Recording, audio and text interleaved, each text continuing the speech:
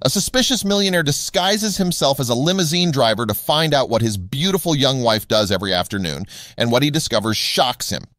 Before we continue, please take some time to subscribe to Daily Dose, like, and share this video with your friends. When Eric Montpellier was 18, he decided that he was going to marry Rachel Harrington. Rachel was funny, beautiful, and bubbly, and luckily for Eric, she felt the same way about him. Their families were friends, and everyone approved of the union between two wealthy and powerful dynasties. Eric and Rachel were perfect for each other in every way. Who could have imagined any ending except a happily ever after? But 3 days before the wedding, Rachel and her 3 closest friends went on a girls-only trip to Las Vegas, and on their way back, an 18-wheeler's brakes failed, and 4 families were left shattered. For the first year, Eric lived in a daze. He was sure it was all some nightmare from which he'd wake up. Rachel would walk in any day soon, laughing, and it would all go back to normal. But of course it didn't, and Eric had to come to terms with the fact that his beautiful bride was gone at the age of just 23, and he'd have to carry on, reinvent himself, and make some sort of a life out of the shambles of his dreams. Eric's parents didn't really know what to do to help their suffering boy. His father encouraged him to come to work for him, take an interest in the business, and take his mind off his grief. So Eric dedicated himself to his father's chain of gas stations, and his single-minded drive quickly pushed the already successful business to the top. The only problem was that 10 years later, Eric was still alone. His father worried, especially after he became ill, and Eric took over the running of the company in its entirety. "Look, I wanted him to take his mind off his grief," his father said to his mother, "not to live for nothing but business." They encouraged him to date, and even introduced him to the lovely and eligible daughters of their wealthy friends, but Eric didn't seem to find any of the ladies attractive. Then Eric decided to do a spot check on some of their more remote gas stations, just pop in as a customer and see how the individual service outlets treated their customers. On his way back, after a week of visiting the more remote regions of the Midwest, just a few miles from home, Eric had a flat tire, and when he went to look in the trunk, there was no spare. There was also no cell service, so Eric locked the car and started walking, hoping he'd get to a service station soon. After an hour's walk, he spotted a ramshackle old gas station. Finally, he'd get help. He walked into the dusty store and approached the counter. "Excuse me," he said, "I had a flat and I don't have a spare." The person behind the counter was wearing an oil-smeared mechanic's overalls and a baseball cap, but when she turned around, Eric saw that it was a beautiful girl. He started stammering and blushing, but the girl, her name was Marla, thought he was sweet and funny. She took him out to his car in her truck and insisted on changing his tire. Eric was in love. In a moment, his years of solitude and pain were washed away. He wanted Marla, and nothing would stand in his way. His mother was shocked when he told them she was a car mechanic, but his father actually thought it was funny. What Eric's father didn't like was the fact that Marla was poor and had no family, no background. "She's not our kind of people, Eric," his dad said. "What kind of people is that, Dad?" Eric asked sharply. "Do we only consider the rich our kind of people?" "No," said Eric's dad. "Of course not, but—" "You know nothing about this girl, where she comes from. She's too young for you, and she might be after your money." "Come on, Dad," Eric said. "She's a sweet, kind girl, and for the first time since Rachel passed away, I feel alive." After that, Eric's parents didn't say another word against the wedding. Marla and Eric were married with great pomp at Eric's parents' huge country house in Martha's Vineyard, and the wedding was attended by hundreds of guests, but they were all on the groom's side. It seemed that Marla had neither family nor close friends. Even her bridesmaids were Eric's sisters. "She's hiding something," Eric's mother told her son. "No one is that alone in the world. No one." But Eric wouldn't hear a word against Marla. He loved her, and he accepted her for who and what she was. The couple moved into a lovely new house, and Marla quickly got used to Eric's way of life, which included a housekeeper, 2 maids, and a driver. The couple had been married for 2 years when Eric's driver, who had been working for the family for many years, dropped a wrench in the works. He showed up at Eric's door, twisting his cap between his hands. "Sir," he said awkwardly, "I wanted to talk to you about something." "Well, out with it, Pharaoh," Eric said. "What is it? Do you want a raise?" The man flushed and shook his head. "No, sir, it's about Mrs. Montpellier, sir." "What about my wife?" asked Eric, puzzled. "Well, sir, over the last 6 months she's been acting odd," Pharaoh said. "Every afternoon she says she wants to go shopping, but She has me drop her off at a very bad part of town. Then she calls me 2 hours later to pick her up, and she never has any shopping, sir." "I see," said Eric. "I wouldn't have said anything, sir," Pharaoh said, "but I've known you all my life, sir, since you were a little boy." "Well, Pharaoh, maybe you can help me solve this mystery," Eric said. "Tomorrow you will tell Mrs. Montpellier that your nephew will be driving her because you have a doctor's appointment.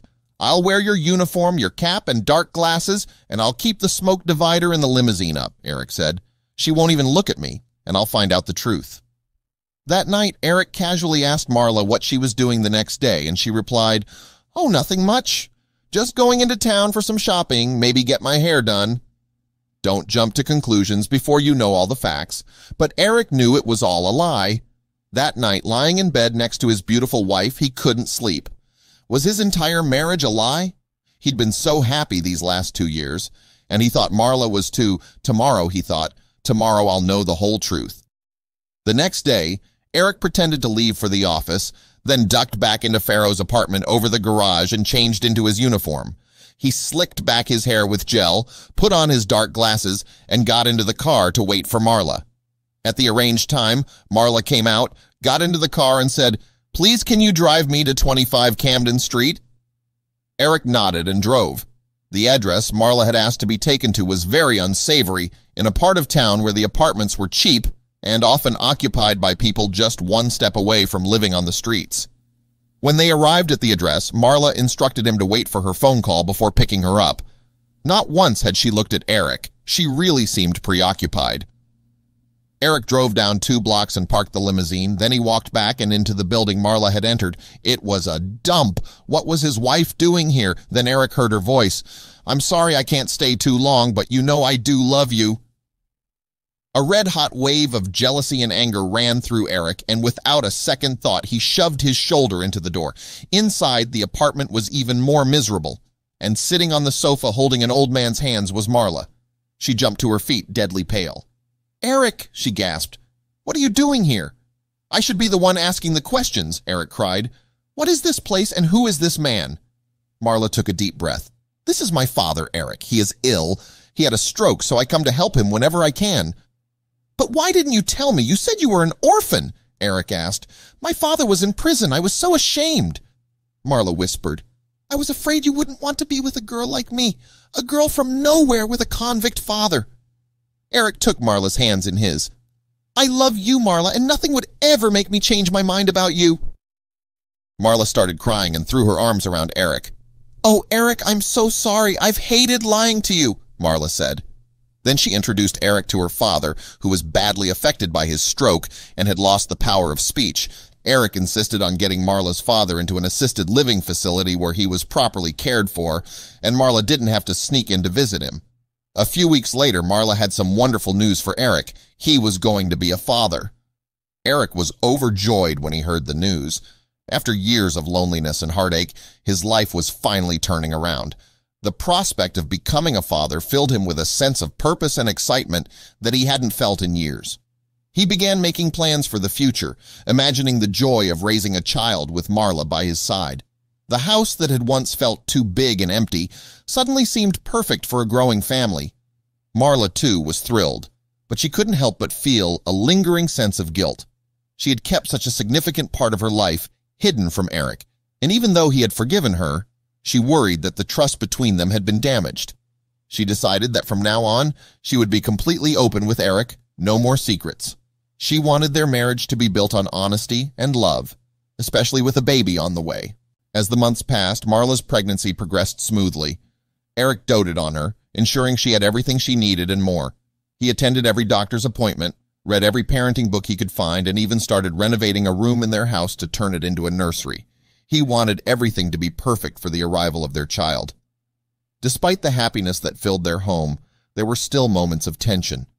Eric couldn't shake the feeling of betrayal from the discovery of Marla's secret, and Marla sensed his unease. They had long, late-night conversations about their fears and insecurities, and while these talks often ended in tears, they also brought the couple closer together.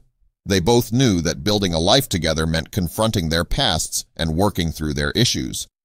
As Marla's due date approached, Eric found himself reflecting on the path that had led him here. The grief he had felt after Rachel's death had been overwhelming, and for a long time he believed he would never find happiness again. But meeting Marla had changed everything.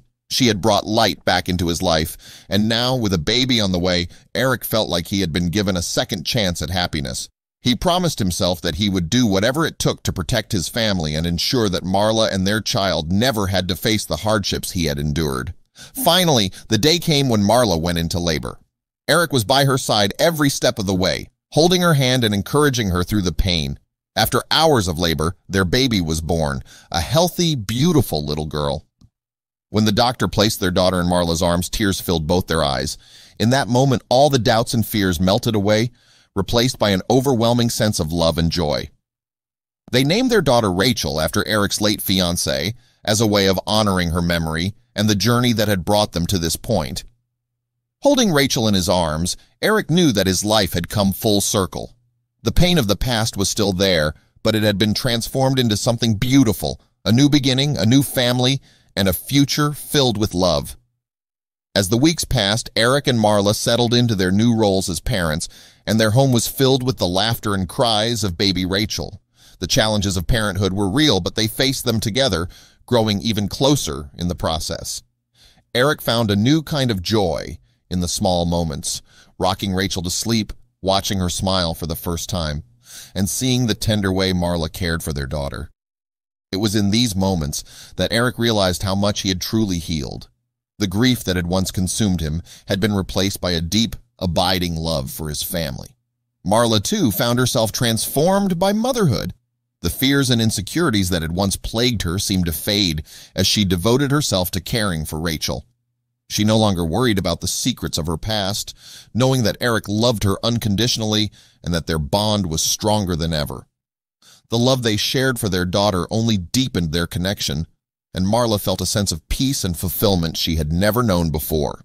One evening, as they sat together on the porch, watching the sunset with Rachel in Eric's arms, Marla turned to her husband with a smile.